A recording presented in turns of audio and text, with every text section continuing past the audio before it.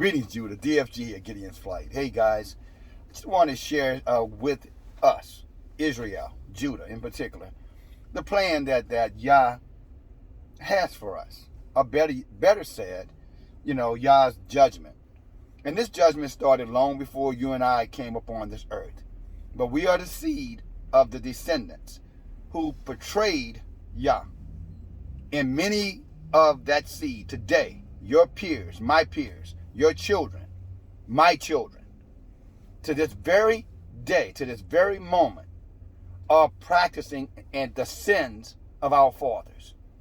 And not only are they practicing the sins of our fathers, but they have taken it to a whole nother level.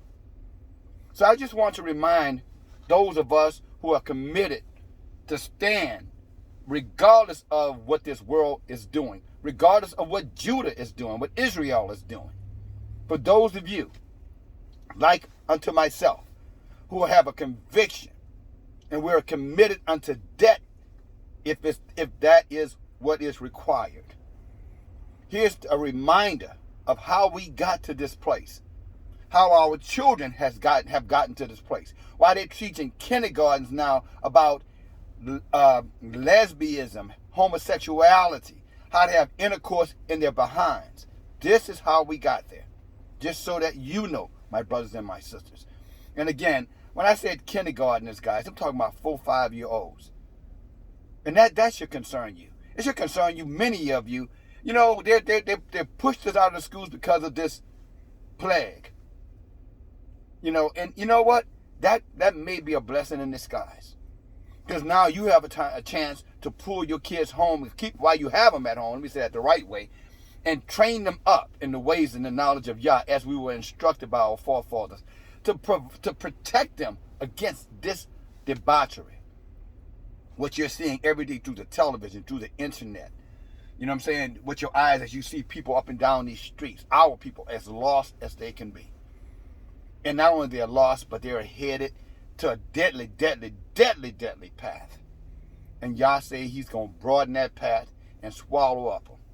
But this is how we got there. So let me share this with you, and then we're going to be done, okay? I'm going to try to make this pretty fast, my brothers and my sisters. Okay, this is the book of Ezekiel, one of our forefathers. I'm going to start reading to you chapter 7, and I'm going to start at 8. And he says this. He said, they will put upon sackcloth and be clothed with terror. In other words, they're going to put on just things that we would look at it as that only the most scandalous amongst us would have worn. The whores, the tramps, the what else you would call it? The ragamuffins. He said they're going to dress like that and call it a fashion. He said that they will, praise Yah, they will put on sackcloth and be clothed with terror. Their faces will be covered with shame and their heads will be shaved. They will throw their silver into the streets. In other words, every dime they get, they would waste. And we know this is the judgment of Yah because of our people taking on the ways of Babylon, or so-called America, the West. They would throw their silver into the streets and their gold would be an unclean thing. Their silver and their gold would not be able to save them in the day of the Lord's wrath. See, they're thinking, a lot of our people are thinking that this stimulus thing is going to get them back up, going to get their businesses started back up. Yah says it's not going to happen. It is not going to happen. Again, coming from Babylon, that's what they're putting their faith in. Their silver and their gold would not be able to save them in the day of Yah's wrath. And they will not satisfy their hunger or fill their stomachs with it. They're going to starve. And we talked about many of them going to starve and die. Many of our people in the famine to come. Or really the famine is already here. It's just getting started. For it has made them to stumble into sin. Talking about their possessions, their silver, their gold, their resources. Instead of us using resources to build and elevate, the body, and unite us back to the law, commandments, and statutes of Yah, we took it and went the same way the heathens are. We became them. We became the perpetual wolves in sheep's clothing. Not we and all of us, but we as a nation. And they were proud of their beautiful jewelry, and they used it to make detestable idols and vile images. You heard me talk about that. You got rappers now, singing horrific shit. Things that you would have never thought. They got all kind of pentagrams out there right now. All kind of occultic, Satan worship signs. Baphomet signs. You're looking at these Boule groups, these fraternity groups, these Freemason groups, all of these organizations, and every time you see pyramids, you see every single sign that shows that they are in a line with evil, aligned with sin, and worst of all, in line with the enemy of Yah, Satan and his seed. He said, therefore I will turn them into an unclean thing. I will hand it all over as plunder for the foreigners, and as a loot to the wicked of the earth. You see, look at that. He said he's going to turn our land over to the wicked one. The 1828 Webster Dictionary told you we were here before they came, and then they came. Not only did they come, they plundered the land, and not only that, they stole everything that was ours and made it theirs, and then made us slaves and told us we were from some goddamn jungles in Africa. We were a bunch of savages and a bunch of heathens. And guess what? This generation, what you see right now, is proving them out to be correct, but it's Yah's judgment. It's not Esau's. Like many of you believers, look at the Esau. No. Esau is just a weapon of Yah. He is using them to punish the wicked amongst us. Let's go on. And I will hand it over as plunder for the foreigners, as a loot to the wicked of the earth, and they will defile it. I will turn my face away from them, talking about our people, and they will desecrate my treasured temple. Robbers will enter it and desecrate it. Prepare chains. We know what that can. That's slavery. He's saying I'm going to have them enslave you. And not only is it physical, but it will be mental slavery as well. Many of our people still can't break the chains of religion to this very moment.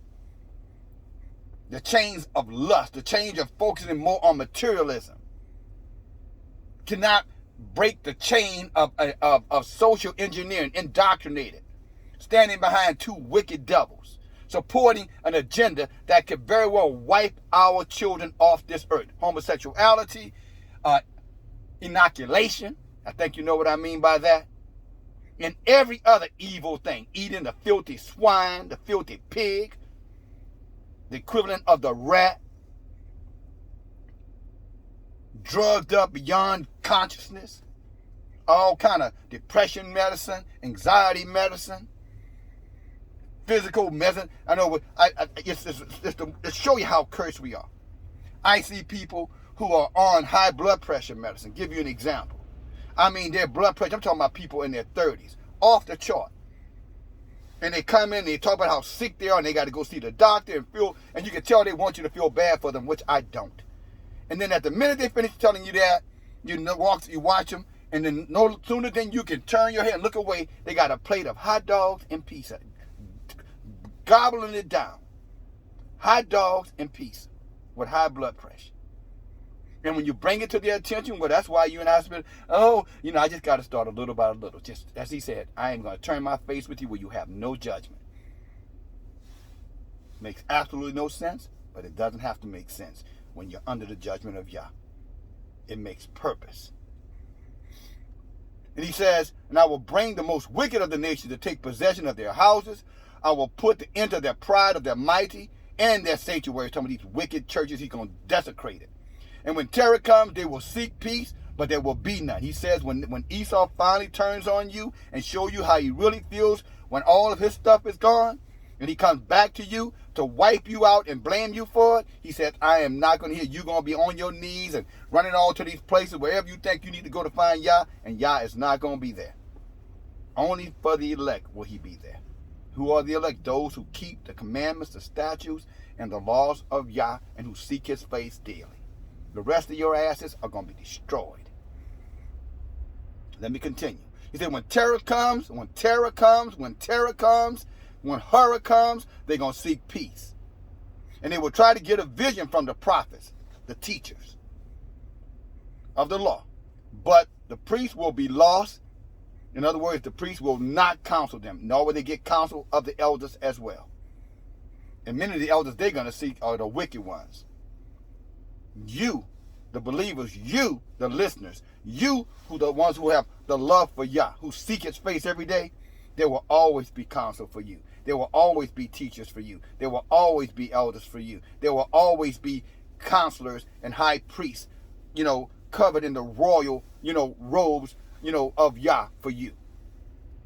That will never happen to you. But you have to stay the course. You have to understand the reason why all these things are happening to our people. You have to teach this to your children. You have to shield your children and protect their ears, guard their eyes, and be careful what you're introducing them to, including some of the kiddie programs. Listen to what they're listening to and make sure that it's not, because remember, most of these programs, even the ones that appear innocent, Esau, Edom is behind that. Satan is behind that. And he's real subtle. Remember, wolf in sheep's clothing. He's going to whisper things to your children that you don't realize that they're picking up. But if you watch carefully, you'll see your child behavior imitated. So watch carefully. Make sure whatever they're listening to, you've already vetted it, you've already looked at it, and as soon as Satan starts to try his indoctrination, cut that shit off. And you start teaching. You start talking. You start training. He said calamity upon calamity would come. In other words, it's going to come in waves and waves. It's not going to stop. When they start seeking this peace, he said, there ain't going to be no peace for you. I'm talking about you, Judah. Talking about you, Israel. He said they will try to get a vengeance from the prophet, and the teachings of the law by the priest will be lost. And as with the counsel of the elders, the king will mourn. In other words, the great amongst us. The prince will be clothed with despair, and the hands of the people of the land will tremble. And I will deal with them according to their conduct. And like I said before, you look at the conduct of our people right now, they hate Yah. Our people hate Yah. He said, and therefore, I'm going to rip them a piece. I'm going to let calamity upon calamity come upon them. I'm going to let them, all of their so-called possession, I'm going to snatch it all away. I'm going to starve them out. I'm going to put the enemies of them, and they're going to try to wipe them out. He said they're going to be crying. They're going to be in such terror that they have never, ever been able to imagine what's coming. Far worse than it was in Sodom and Gomorrah. Far worse than it was in the days of Noah. And this is what you see happening right now. And unfortunately, Judah, many of you are encouraging this behavior because you're not doing anything to stop it and prevent it or push against it. And therefore, you're going to suffer. You're going to have the grief that Yah has really had intended for the judgment of just Edom, the Edomites and all of their relatives, the seeds of Satan. But now you're going to deal with it. And he's going to give you a double portion of it because you should have known better. You should have known better. They didn't have Yah. We did. We do. And we chose the ways of this wicked world over the ways of Yah. What do you mean, DFG? If you're putting the law behind, the commandments, the statutes of the Most High behind, and you're seeking these other things, or you don't even have any conscientiousness about it, you're not teaching it, you're not discussing it, you're not talking it, you're not fighting for it, then yes, you have sold your soul for silver and gold. And that, what you think is going to be silver and gold, it's going to turn out to be dust and filth, vomit, detestable things, as Ezekiel is sharing with us. And let me finish this up. And I will deal with them according to their conduct, and by their own standards I will judge them. Then they will know that I am Elohim. So that's something to think about, my brothers and sisters, and all of you out there. You so-called brothers, you so-called men out there. What are you doing? What are you going to do today for Yah? What are you going to do? You see what I'm going to do. And I'm still going to go out there and muscle my way and fight my way through and make sure I do the things that Yah said. Anything you set your hands to, you do it all diligent. I'm still going to go out there and do it. But you think I'm going to put that before Yah? You think I was going to put that first? You must be out of your minds. So what are you going to do? Mothers and fathers of Yah, what are you going to do today for Yah? That's a question that I present before you. And Yah is my witness to you. What are you going to do for Yah today? What? What are you going to do? I suspect if you fit this curse, you're going to do what you did yesterday. Nothing. But for those of you who are standing strong, and after you've done everything to stand, you are still standing, keep standing. Yah sees you. Yah's with you. He's going to protect you. He's going to guide you. But you heathens amongst us, Judah, you better run for cover. You better run for the hills, because it's about to go down. Talk to you later. DFG. Bye now.